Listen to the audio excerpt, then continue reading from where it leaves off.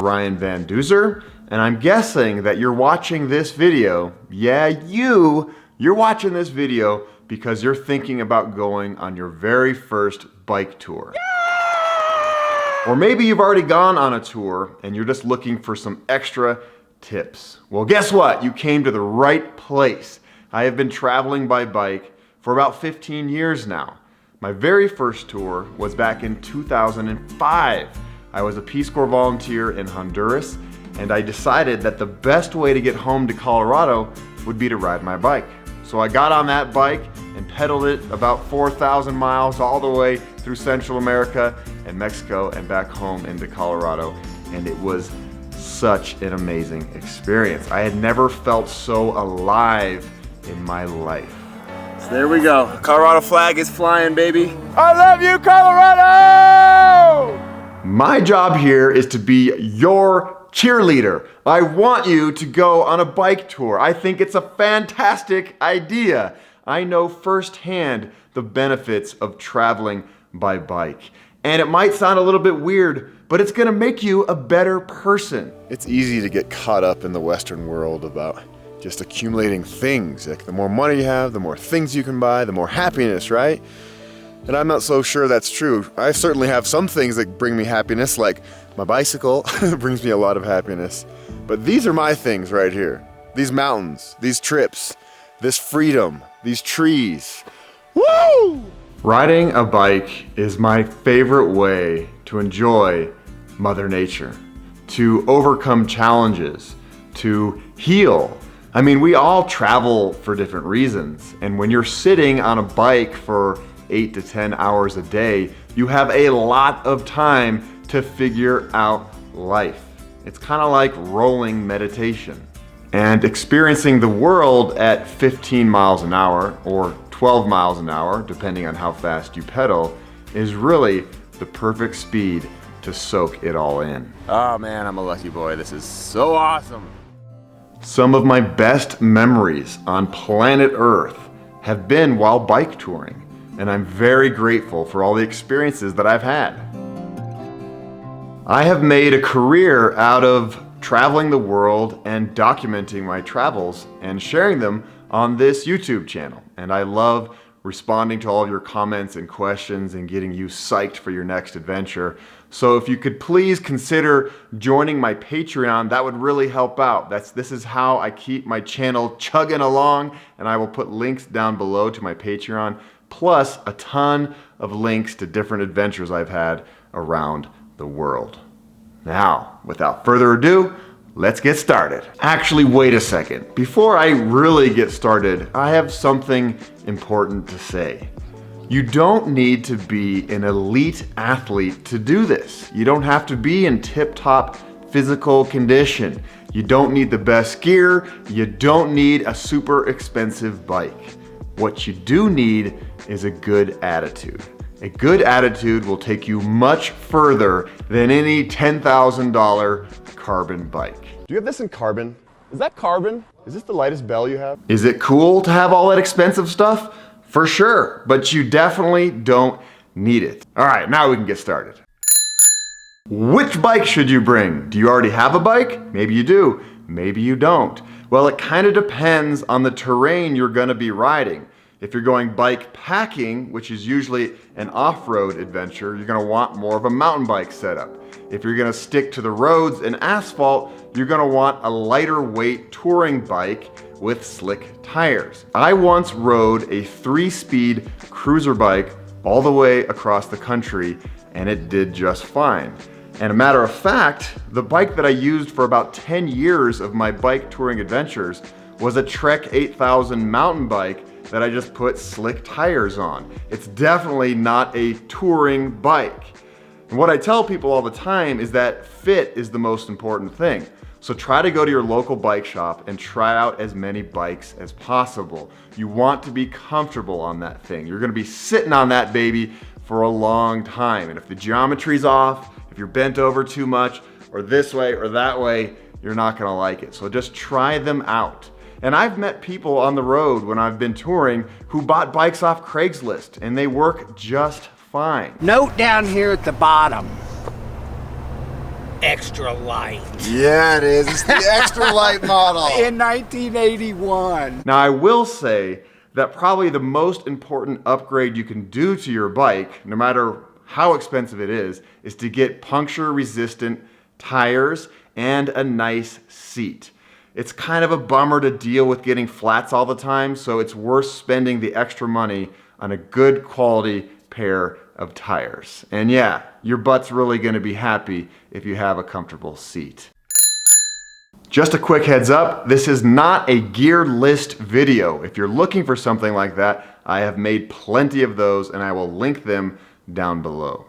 All right, let's get started with panniers versus trailers. I have traveled extensively with both. They both have their pluses and minuses. Nowadays, I just do panniers or bike packing bag setups. Trailers are great because you can hold a lot of weight in a trailer. They also are very low to the ground and they track nicely behind your bike. Wind doesn't catch them as much as they do catch the panniers. So if you have some killer headwind, you know, the trailer's a little bit nicer in that regard. But because you can bring so much, you usually bring too much stuff. And I just have no need anymore for a trailer because I really pack pretty lightly. Also, when you have a trailer, you have to deal with a big trailer when you're traveling through airports and stuff. I do like panniers nowadays more than the trailer because they're just smaller. It's all on your bike. You can compartmentalize your different gear for different pouches and you know exactly where everything is. And for me, it's just a simpler setup. How do you get your body ready for such a gargantuan voyage? I know it's overwhelming, but don't freak out. I always tell people that the first 7 to 10 days of your bike tour is gonna train you. That is your boot camp. Your body's gonna figure things out. And yeah, you're gonna be sore and it's gonna be painful, but that's where your body's gonna work everything out. And then after that point, it's pretty smooth sailing. What I always tell people is that before you go on your tour, the most important body part to train is your butt. Because you're gonna be sitting on a tiny, tiny little bike seat for 8 to 10 hours a day. And your butt needs to build up some calluses and stuff like that. Get that seat molded to your booty and you're gonna be a lot happier when you actually hit the road on your adventure. Picking your route is one of the most fun parts of the process of bike touring. You can scour the internet at night on Google and just try to figure out exactly where you're gonna go, which is a lot of fun. Or you can go to a site like Adventure Cycling or bikepacking.com and they have tons of pre-navigated routes that you can follow their turn-for-turn directions. I personally like to figure it out as I go. On a lot of my tours, I know that I'm going from point A to point B, but I don't know how I'm gonna get there. And I get there using Google Maps sometimes. My new favorite app is called Komoot. It shows you the best off-road ways to get different places. And it's just a lot of fun to, you know, figure it all out. It's like a choose your own adventure story. And another place I get a lot of my great information is locals. Talk to the locals about the best places to ride a bike. Oh, and I almost forgot, rail trails. Try to search these out. It is totally worth it. They're old converted railroad lines that are now used for bikes and pedestrians, and there's a nationwide network all over the United States. You can go to the website railstotrails.org and see if there's going to be any near your route. I really recommend doing it because once you're on one of these, there's zero chance of being hit by a car. They're very safe, peaceful, and quiet. I always tell people that my least favorite part of bike touring, and there's only one, and it's this, is packing up your bike and putting it into a box so that you can fly with it. It sucks. There's no other way to put it. But it's fairly easy. What you do is you can go to any bike shop and ask them for an old bike box. And then you bring it home and you turn your handlebars, you take off your pedals, you put your seat down. I'm sure there's videos on the internet about how exactly to do this. But you know, you pack it all up and you're gonna wanna like fit your clothes and stuff in there to keep it cushioned so it doesn't get wrecked while you're traveling. And then when you're on the other end of your tour, wherever you end up, you kind of do the same process. You go to a bike shop nearby, get a box, pack it all up, and you fly with it home. I get a lot of questions about pace and speed and how fast should I go? And my answer is it doesn't really matter. You're on a bike tour. You're supposed to be enjoying yourself. You're exploring the world and you want to be able to stop and check things out. And the last thing you want to do is be focused on the numbers on your bike computer. You know, some days are going to suck and be really hard as you're riding uphill into a headwind, and some days are going to be effortlessly easy when you have a tailwind and you're going downhill. And it's all part of the experience.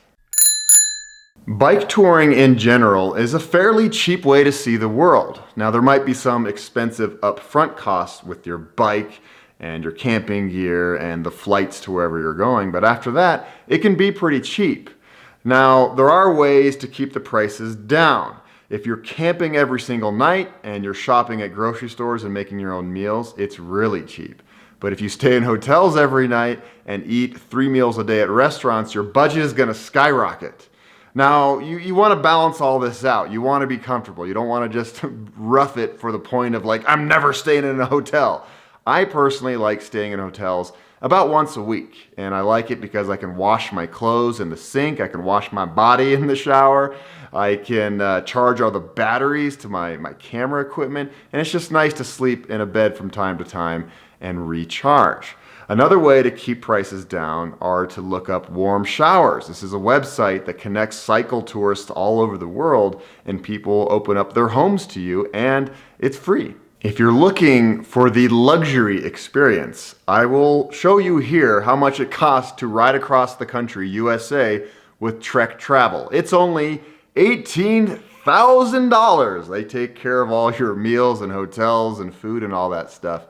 I won't be doing that anytime soon. That's an insane number. I will tell you though that I spend probably anywhere from $30 to $50 a day, which is a really good deal for the experience of a lifetime. Food. Oh man, you're going to be so excited to eat when you're on a bike tour because you're going to be starving every day from all the calories that you are burning. So, food is, there's no right answer to this one. You can go to restaurants, you can go to gas stations, you can go to grocery stores, you can go to farmers markets. I have found that the foods that are easiest to pack are tortillas and beans. If you watch my videos, you know that I love burritos. Frijoles. The best burrito in the world. I'd give you the sunset burrito. And peanut butter and energy bars and things that are easy to pack and don't get all smashed up in your bags. Grocery stores are gonna be quite a bit cheaper than gas stations, but gas stations are gonna be way more plentiful. They're everywhere. But the problem with gas stations, other than being a little expensive, is that you're gonna be forced to eat junk food. There's not a whole lot of healthy food at gas stations. And when you roll up at a gas station late in the day and you're starving, it's really hard to avoid buying piles of junk food. So with food, remember, your body is your machine. Take good care of it. Feed it some good vegetables every now and then. Treat yourself to ice cream and those good things as well. And save money by going to grocery stores. Nothing like ice cream on a hot day. Burrito. Water. Along with food, you have to stay hydrated or you are going to bonk, and that is no good. When I've done tours in the United States, I've almost never needed to filter water, but if you do, you can buy little handheld pumps and pump some water out of a stream. But you can get water at gas stations. You fill them up right next to all the soda machines, and the bonus about that is that it's nice cold water. You can fill up water at hoses behind churches or firehouses, pretty much anywhere in the United States, and the water is good to drink. You don't need to filter water coming out of a hose. I've also learned that I like having my water on my bike, so I have like 4 different water bottles. When I first started touring, I had Camelbacks, and I thought, this is cool. I can have 100 ounces on my back and have access to water at any time. But the problem with the Camelback is that they're heavy. And by the end of the day, you're just sore and it just pulls on your shoulders. So that's just one of my little tips there. It's really up to you. Sleeping under the stars is one of my favorite aspects of bike touring. And I feel like I sleep better when I'm out there. I definitely I dream better. I don't know if better is the right word, but I have more vivid dreams. I have found that camping at legitimate camp spots, the ones that you pay for, are really nice because you have access to water and bathrooms. But the problem with those sites is that you're really close to other humans. And if you want to have a nice, quiet, peaceful experience way out of the way, you're gonna have to do some stealth camping. And I've done plenty of both. Stealth camping means you're trying to hide yourself and not get caught, essentially. And I have camped in city parks all over the country. And some city parks actually allow camping and some don't. So you're really gonna wanna talk to the locals again on this one. They know best. And a lot of times I've found when I talk to a local in a small town and ask them about camping, they say, hey, you can just camp in my backyard. And then it just escalates, and then they start feeding you meals, and by the end of it, you're best friends. And so you thought it was a good idea to invite a random guy to your house. We did, and you're still random, but we still love you anyway. Nice. If you watch the news too much, you're gonna start believing that the world is an incredibly dangerous place and somebody is just waiting to kidnap you. Well, guess what? Nobody wants to kidnap a stinky cyclist. I've been fortunate to have met some wonderful people all over the United States and Mexico and other countries around the world while on my bike tours. And it goes back again to talking to the locals, interacting with the people who know best. When you show up in a small town at the end of the day and you're looking for a restaurant or a safe place to camp, they're gonna look out for you. I've really found that small town people have big hearts and they wanna protect travelers that are coming through their area. As far as safety on the road while pedaling, I adhere to one strict rule, and I never ride at nighttime. I like to be done with my travels for the day long before the sun sets so I can set up camp and just enjoy a nice evening. If you're riding at night, you're asking for trouble. It's much harder for a car to see you. And nowadays, I actually have a little blinky red light that goes on the back of my bike even during the daytime. Anything you can do to make yourself more visible is going to be helpful toward the drivers. You're sharing the road, and you never know if somebody behind you is not really paying attention or they're on their cell phone. Nowadays, distracted driving has become a big danger for cyclists. Here's kind of a crazy tip for the United States. You can actually ride on a lot of interstates, at least on the western half of the US. And interstates can be good because the shoulders are so wide, you're really far away from the traffic. Now, the problem with interstates is that they're really loud. There's tons of semis flying by. Like that one right there. And there's lots of times sharp debris in the shoulder, but interstates can be a good way to connect yourself if you're looking for a fast way to get through a certain area. I mentioned getting really stinky earlier, and that can be a problem when you sweat all day long. That's what happens to the human body. But there is a good way to fix that. And that is camping near water. It's one of my favorite things to do is to jump in a body of water after a long, hot day. It refreshes you, you feel so much better, and you don't have to go to bed all sticky and stinky. Now, what do you do about pooping? Oh God. Well, gas stations are great, grocery stores have public bathrooms, city parks have public bathrooms, and if you're in the absolute middle of nowhere, hopefully you have some toilet paper and you kick a little hole and you do your thing. People ask me all the time if I get lonely day after day after day being out there on my own. And the answer is no, never. Bike touring is a great time to really focus on the present moment. It's a beautiful exercise in getting back to the simple things in life. I get to float around in my own thoughts, breathe fresh air. I get to have the wind in my face and listen to the birds chirping overhead. See this bird behind me? It's been following me for like a mile, just chirping. And I love waking up with the sun and sleeping under the stars. And how often do we humans get to spend 24 hours a day, all day, every day outside? It's a gift. And it's good for the soul on so many levels. There goes the last rays of the sun, my friends. Oh, oh, oh! Woo-hoo! Okay, that was a lot of information. Obviously, I started this whole thing in the daylight and now it's getting dark. But if you're out there watching this and you're nervous or you're on the fence about going on a bike tour, I just have one word of advice. Or I guess it's a few words of advice. Just do it. I know it's overwhelming and it can be scary planning this and wondering if your body can handle it, but I promise you it can. And if you don't want to start with something huge, just do something small. Just ride to your buddy's house and camp in his backyard. Seriously, once you're out there on the open road, it all makes sense. And it'll be more beautiful than you ever imagined. Even the hard parts. You're gonna learn as you go. You're gonna figure things out. And it's gonna be almost impossible to wipe the smile off your face. People are gonna be like, why is that person so happy? And the answer is, that person, you, gets to ride your bike all day, every day. That is a dream come true. It's a gift. It's amazing. It's magical. It's all of these wonderful adjectives. And I promise you, you're gonna have the time of your life. Good morning, world! Woo! It's gonna be a good day. I'm gonna leave you with some super secret, silly bonus tips here. Whenever you get the chance, do a happy dance. Utah! Ha! For me, I do it when I cross a state border, but you can do it whenever you want. Maybe when you get to the top of a mountain. Oh!